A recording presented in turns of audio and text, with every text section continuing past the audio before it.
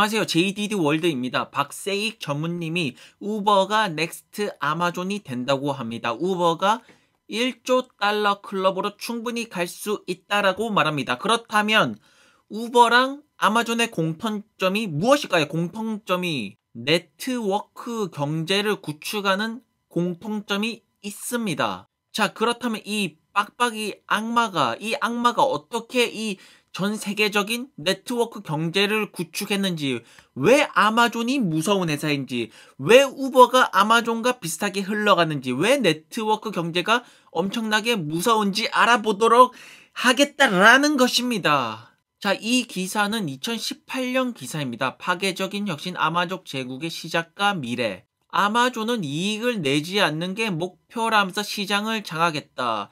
요새 한국에서 이제 쿠팡이 되었든 지금 이커머스 회사들이 전부 다 지금 자기 스스로 피를 내면서 지금 어떻게든 점유율을 가져가려고 하고 있습니다. 아마존은 결국에는 이 점유율 싸움에서 피를 터지면서 이익을 추구하지 않으면서 이 결국 시장을 점유를 결국에는 완성을 하면서 이커머스의 최대 공룡 기업이 되었다라는 것입니다. 매출은 이렇게 폭발적으로 성장하는데 순이익은 올라가지 못하고 있죠. 이것은 무엇이냐? 결국 최종 목표는 시장 장악의 최종 목표였고 결국에는 이것을 이뤘다라는 것입니다. 자, 여러분들도 아시다시피 아마존은 온라인 서점 회사였습니다. 온라인 서점으로 네트워크를 천천히 구축을 하기 시작했습니다. 그런 네트워크를 중심으로 해서 이제 온라인 서점에서 이제 다른 것들도 팔기 시작하면서 종합 전자 상거래 업체로 성장을 시작한 것입니다. 그리고 이제 전자상거래 이커머스를 바탕으로 클라우드 서비스 신장 점유율 1위까지 했습니다. 이 모든 것이 가능한 이유는 네트워크 경제입니다. 네트워크 경제. 이 온라인 서점부터 시작해가지고 천천히 네트워크 경제를 만들어서 전 세계에 있는 모든 사람들이 결국에는 아마존을 이용하도록 만드는 것입니다. 이 네트워크 경제가 정말로 무서운 것이라는 것입니다. 이제 고객들이 어쩔 수 없이 아마존의 노예가 되게끔 만드는 이제 서비스가 아마존 프라임 서비스죠. 연회비 99달러를 내면 2일 내에 무료 배송, 무료 전자, 책, 영화, 컨텐츠, 이거 아마존 프라임 컨텐츠도 만들고 있고, 이제 아마존이 지금 뭐 금융이 되었든 이제 컨텐츠 사업이 되었든 모든 거 이렇게 진출을 할 수 있는 이유는 모든 것은 다 아마존 네트워크가 형성이 되어 있기 때문입니다. 이 네트워크가 형성이 되어 있으니까 아마존은 이제부터 어떤 사업이든 다 확장을 시킬 수가 있다라는 것입니다. 자, 아마존은 창업 후 24년째 순이익이 제로에 가깝다는 것은 결국에는 시장 점유율을 어떻게든 차지하기 위해서 계속해서 자기 스스로 피를 토하면서 계속해서 확장에 거듭나서 지금의 아마존을 만든 것이라는 것입니다. 자, 미국 가구의 44%는 곤충을 소지하고 있고 52%는 아마존 프라임 서비스를 이용을 한다는 것입니다. 자, 온라인 서점부터 시작해서 유통, 전자상거래, 물류, 드라마, 컨텐츠, 예금, 대출, 금융 이 모든 것이 가능한 것이 결국에는 아마존 네트워크를 만들었기 때문이죠. 이 네트워크 경제가 정말로 아마존의 큰 자산이라는 것입니다. 자, 여기를 보시면 아마존 드라마 더 맨 인 더 하이 캐슬이라는 것이 있는데 이 드라마 한 편으로 신규 회원이 115만 명을 유치했다라고 말합니다. 115만 명이 연 10만 원씩 내면 1년 매출이 1150억 원. 그리고 회원 가입은 쉬우나 탈퇴는 어렵죠. 우리는 이미 이거 배송이 빨리 되고 무료 배송 이런 거에 적응이 돼 있는데 아마존 네트워크에 이미 녹아져 있는데 아마존 네트워크의 편리함에 이미 이 흡수가 되어 있는데 이것을 갑자기 안 해버리고 그러면 배송도 느려지고 배송비도 들고 그 다음에 음악 스트리밍 서비스 이런 아마존 프라임 컨텐츠 이 모든 것들이 이제 기존 우리의 삶에 녹아있던 것들 그냥 편리함으로 녹아있던 것들이 다 사라지게 되는 겁니다. 이것이야말로 네트워크 경제의 무서움이라는 것입니다. 자, 그래서 아마존은 이 네트워크 경제를 기반으로 해서 아직도 진출할 사업이 무궁무진합니다. 여러 사업에 더욱더 많이 진출을 할 수가 있다라는 것입니다. 그리고 이런 네트워크를 경제를 구축하는 기업이 또 하나 있으니 그것이 바로 우버라는 것입니다. Uber selling its self-driving unit to autonomous startup Aurora. Uber is planning to invest $400 million in the company, taking a 26% stake. Aurora, joining us right now with an exclusive interview, is Derek Khosrowshahi, Uber's CEO, joining us, and Chris Urmson, Aurora's co-founder and CEO as well. Good morning to both of you, gentlemen. And we want to make sure that as that technology is developed, it is developed for the Uber network and is available for the Uber network at scale. We have a special relationship. We're a big investor. I'm going to be on the board. We are very excited about making this happen. 자, 여러분들도 아시다시피 우버는 자율주행 사업 부분을 매각을 했습니다. 오로라한테 매각을 했습니다. 자, 그리고 매각을 하고 차량 공유와 배달 사업에 집중적으로 추진을 하고 있습니다. 자, 팔면서 이제 오로라에 4억 달러를 투자하면서 지분을 26%를 갖게 되었고, 도요타, 덴소, 소프트뱅크 같이 이런 우버 지분까지 다 합치게 되면 결국에는 오로라의 지분의 40%를 우버 관련자들이 갖게 된다라는 것입니다. 결국 오로라가 되었든 뭐 웨이모가 되었든 누군가가 자율주행 소프트웨어를 완성을 하면 우버는 무조건 딜에 들어가야 됩니다. 무조건 딜에 들어가서 우버가 만들어온 전 세계적인 네트워크망을 이용해서 이 로봇택시를 돌리도록 무조건 하게 만들어야겠죠. Uber just announced it's selling its air taxi business called Uber Elevate to Joby Aviation, which will also receive an equity investment from Uber. Thank you very much, Sarah. Paul Sciarra, the executive chairman for Joby Aviation, joins us live. Paul, tell us why this deal is so important in terms of Joby Aviation now folding in Uber Elevate. Yeah, well, first of all, Phil, thank you for having me on. Really appreciate you guys making the time today.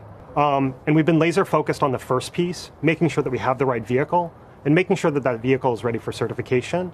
The announcement today is really about accelerating the second piece, getting us ready to go to market and begin to deliver that service shortly. As you know, there are really three pieces of the deal. First, the investment from Uber. Second, our acquisition of the team and the software that they developed.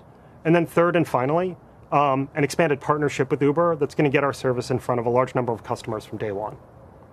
And let's talk about when we actually see that service.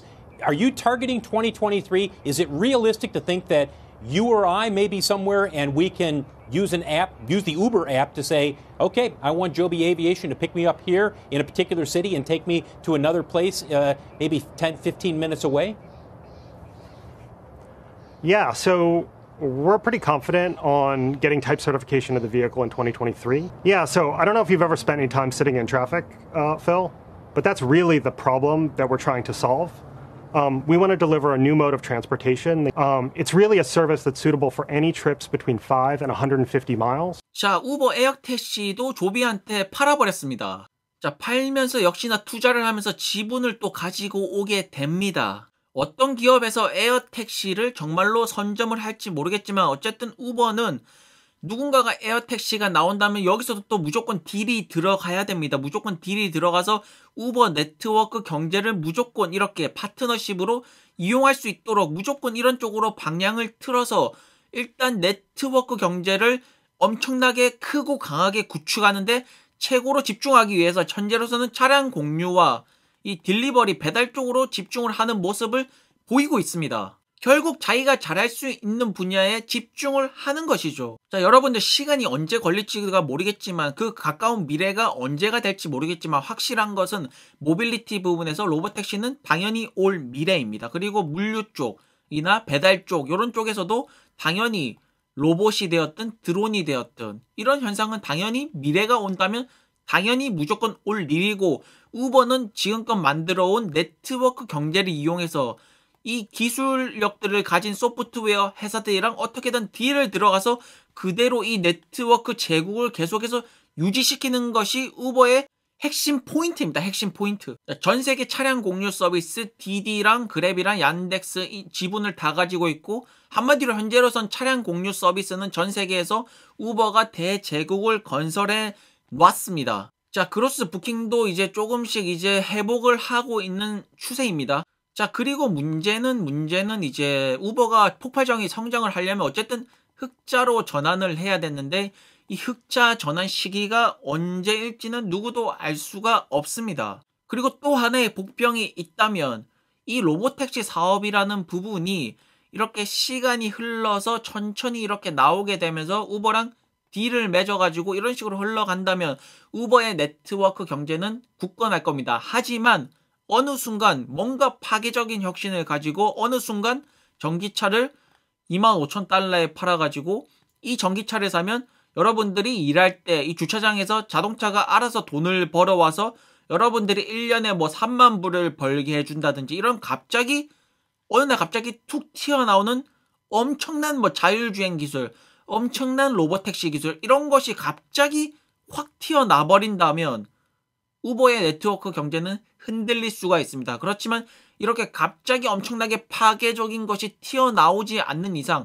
로보택시가 우리들이 예상하는 시점으로 이렇게 나오는 이상 우버의 네트워크 경제는 흔들리지 않을 거라고 생각합니다. 하지만 세상은 알 수가 없습니다. 어느 날 갑자기 파괴적인 것이 뭔가 갑자기 튀어나와서 우버의 이 네트워크 경제를 파괴시킬 수도 있겠죠. 어쨌든 리스크는 항상 존재하는 법이니까요.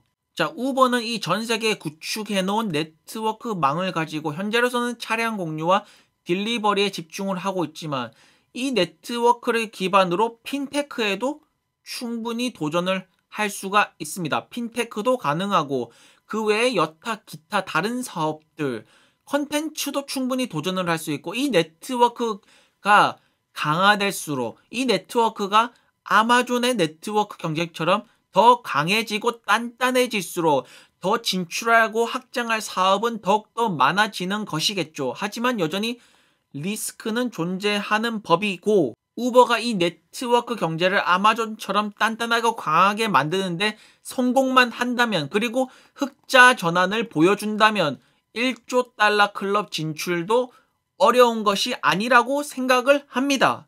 어쨌든 네트워크 경제를 구축한 기업들은 저 멀리 저 높이 날아갈 그 포텐셜이 충분히 갖춰졌으면서 무한적으로 사업을 확장을 할 수 있으면서 결국에는 네트워크가 미래다. 네트워크 경제가 미래다. 라고 말할 수 있다라는 것입니다.